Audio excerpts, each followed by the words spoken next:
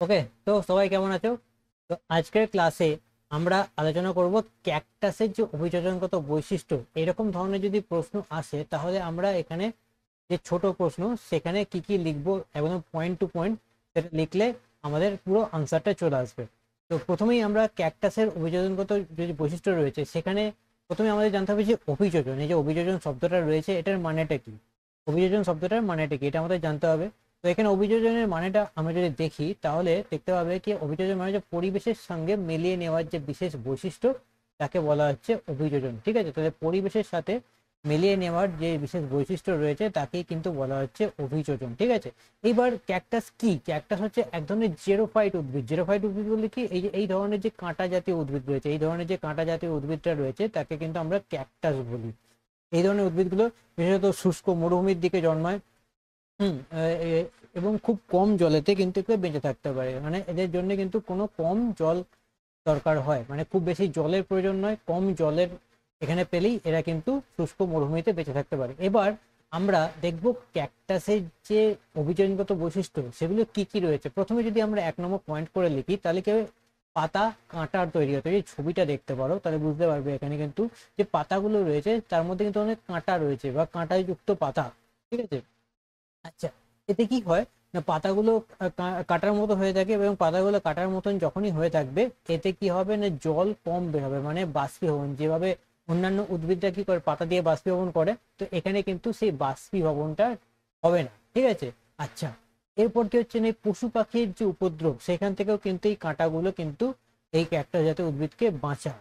ঠিক আছে, পরবর্তী পয়েন্ট আমরা যদি দেখি সেটা হচ্ছে মোটা এবং রসালো কাণ্ড।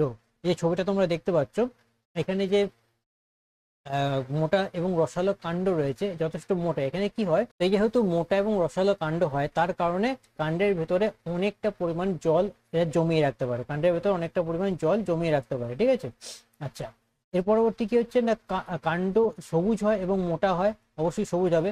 কাণ্ডে ক্লোরোফিল থাকে, অন্যান্য খাদ্য তৈরি হয় এবং পাতার কাজ করে, মানে অন্যান্য গাছের যেমন আলাদা করে পাতা থাকে, সেই পাতা সূর্যালোক থেকে সালোক সংশ্লেষের প্রক্রিয়ার মাধ্যমে এখানে খাবার তৈরি করে। পাতার মধ্যে ক্লোরোফিল থাকে, এখানে পুরোপুরি কাণ্ডটার মধ্যেই ক্লোরোফিল থাকছে।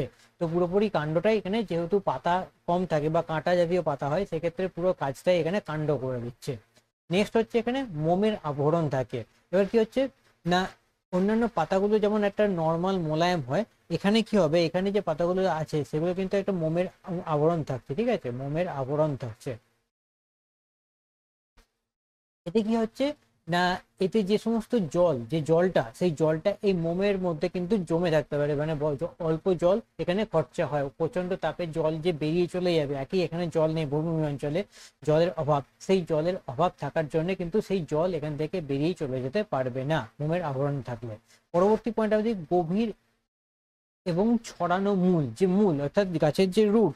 ঠিক আছে, গাছের যে রুট সেই রুট কিন্তু এখানে অনেকটা পরিমাণে গভীর এবং ছড়ানো হয়। ঠিক আছে, শিকড় অনেক গভীরে চলে যায়, তাতে কি হবে না অনেক মাটির ডিপ থেকে কিন্তু জল এরা নিয়ে আসতে পারে।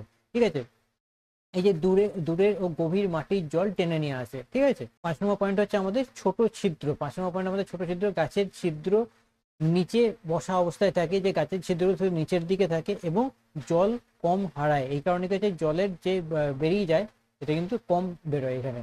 আচ্ছা, লাস্ট পয়েন্ট কি হচ্ছে এখানে, যে রাতে গ্যাস গ্রহণ করে, অর্থাৎ দিনের বেলা অন্যান্য গাছ কি করে বাতাস থেকে CO2 গ্রহণ করে, মানে কার্বন ডাইঅক্সাইড গ্রহণ করে।